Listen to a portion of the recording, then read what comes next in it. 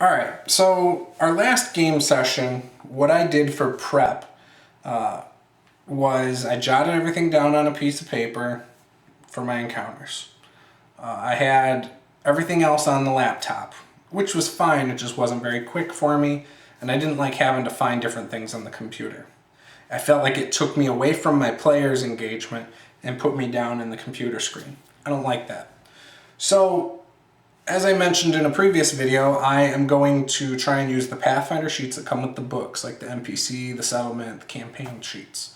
I also plan on making my own sheet for in-game notes.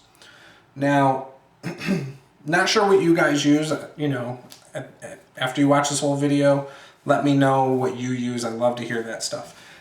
So what I'm thinking is for in-game, having a sheet for my notes that I can jot down as we go through the game.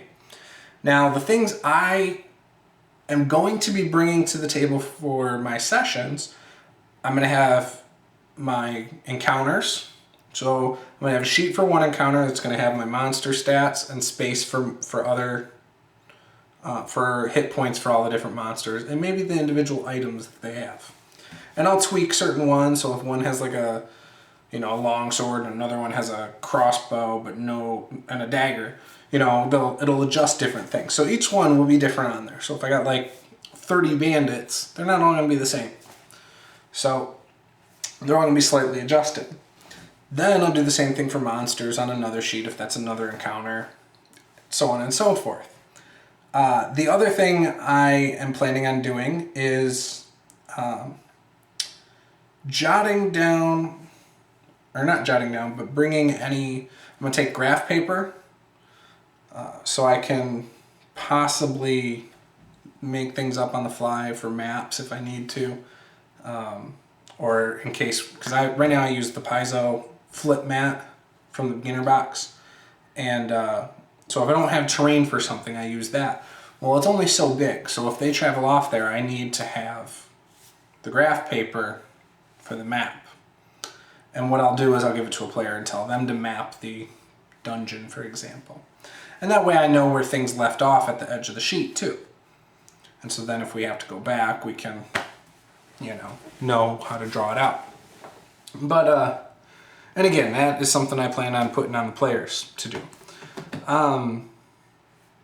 Yeah, I mean, there's not really a whole lot I can say. I mean, I don't bring a lot to the table when I go to run a game. It used to just all be on one sheet. I used to write down my encounters, my quick little notes, almost like an outline, with the encounters having a bigger section. But I've noticed that's not as good for me.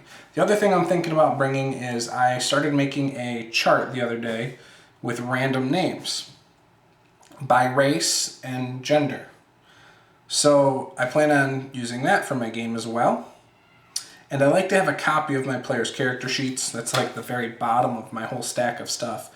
And I want to be able to resort to looking at that for, so if I have to make an encounter or something on the fly, I can quickly go, okay, there, this, boom. You know what I mean? So I can make things, if I want it to be a balanced encounter.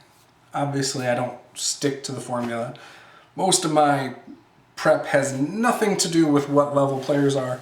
I just kind of throw stuff at them how I find interesting. So, and then I do the same thing with the amount of treasure they get. Because I don't play the whole, hey, you just leveled up, you automatically should have a magic item. So, not going to do that. Don't plan on ever doing that. So yeah, so I'm going to have my Pathfinder sheets for the different things. I'm going to have my names, my random names.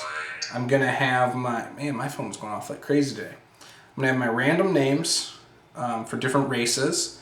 I'm going to have my special note sheet that I'm going to make for my campaign session. And yeah, so that's my main prep, I think, from now on. I'm going to try it starting tomorrow and see how it goes. I'm trying to find what works best for me right now. I still like using OneNote for things. I'll probably still have my laptop at the computer, but I'll probably only use it for little things like music. Rivendell Radio's good.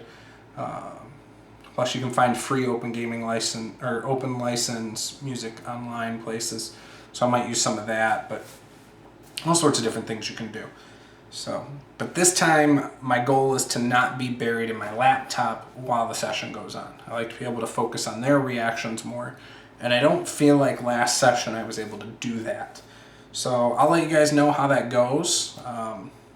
And yeah, but let me know in the comments below what you bring to the table for a session, whether it's just a pad of paper with an outline, or if you bring your binder.